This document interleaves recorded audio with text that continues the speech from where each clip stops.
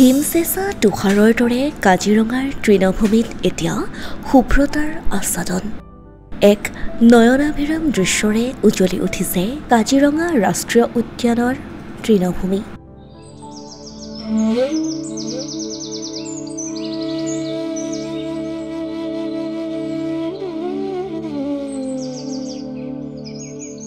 তাতেই সূৰ্যৰ কিৰণ পৰি উদ্ভাসিত হৈ পৰা এই শুভ্ৰতাখিনিক শুৱকা চৰাইছে গড়, হৰিণা, মহ আদি বন্যজন্তুৰ জাকবোৰে। দেখাত এনে লাগিছে যেন এখন বগা দলিচা পাৰি দিয়া হৈছে।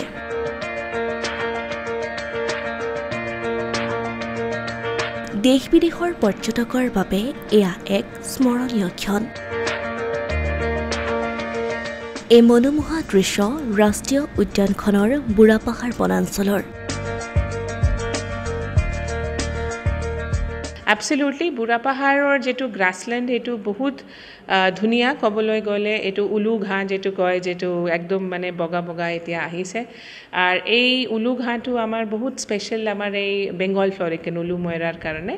তো অ'কে য়েছ আই থিংক এইটো ভাল কথা কেনে এইটো একেবাৰে এটা বেলেগ এটা লুক আমাৰ কাজিৰঙাৰ আছে। কাজিৰঙাৰ প্ৰত্যেকটো ছিজনত এটা বেলেগ বেলেগ এতিয়া অকণমান পিছত আমাৰ আঝাৰটো এতিয়া ফ্লাৰিং হ'ব। তো আই থিংক এইটো ভাল খবৰ দেট টুৰিষ্টে তাতে জাষ্ট সেই ফুলটো চাবলৈ গৈছে।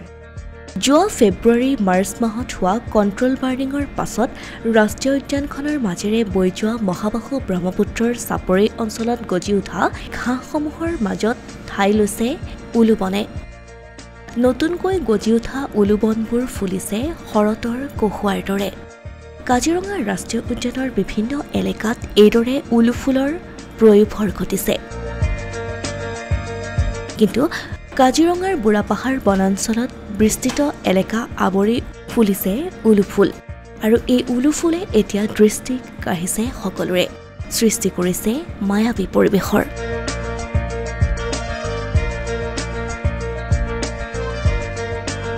কেৱল প্ৰাকৃতিক সৌন্দৰ্য বৃদ্ধি কৰাই নহয়, এই উলুৱনি বনবিলাক দুষ্প্ৰাপ্য উলুমৰা চৰাই বা বেংগল ফ্লৰিকানৰ বাবে অতি প্ৰয়োজনীয়।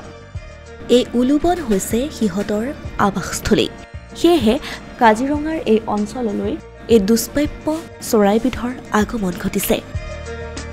হয়, শেহতীয়াভাৱে এতিয়া কাজিৰঙা বুঢ়াপাহাৰ অঞ্চলত যিহেতু সেইটো অঞ্চল ব্ৰহ্মপুত্ৰৰ চৰ-চাপৰি লেখীয়া, তাতে ব্ৰহ্মপুত্ৰৰ বালিচৰ আছে আৰু সেই বালিচৰবিলাকত আপোনাৰ কেৱল মাত্ৰ আপোনাৰ উলুখেৰহে পাব। তাত উলুখেৰৰ বাহিৰে বেলেগ গছ গছনি তাত নাই। আৰু এতিয়া এই সময়ত এইটো বতৰত মানে উলুখেৰবিলাক ফুলিবলৈ আৰম্ভ কৰিছে এতিয়া। আৰু উলুখেৰ ফুলিলে মানে আপোনাৰ আঁতৰৰ পৰা দেখিবলৈ একেবাৰে আপোনাৰ হিম পৰা দলিচাৰ দৰে হৈ থাকে আৰু বৰ আকৰ্ষণীয় হয়। তাৰ মাজে মাজে আপোনাৰ জীৱ জন্তুবিলাক চৰি থাকে। এটা পৰ্যটকৰ কাৰণে এটা বৰ আকৰ্ষণীয় পৰিৱেশ এটাৰ সৃষ্টি হয়। খুব ধুনীয়া এটা মানে আভিজাত্যপূৰ্ণ এটা পৰিৱেশৰ সৃষ্টি হয় প্ৰকৃতিত। আৰু তাতে মানে আপোনাৰ জীৱ জন্তুবিলাকৰ বিচৰণ কৰিলে মানে তাতে ধুনীয়াকৈ সুন্দৰকৈ পৰ্যটকসকলে উপভোগ কৰিবলৈ পায়।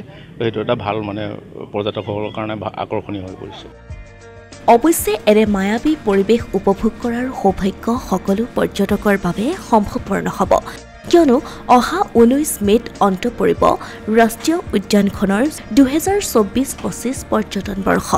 গতিকে বাৰিষাৰ আগেয়ে ফুলিবলৈ লোৱা উলু ফুলৰ নান্দনিক দৃশ্য উপভোগ কৰাৰ পৰা বঞ্চিত হ'ব পাৰে পৰ্যটকসকল।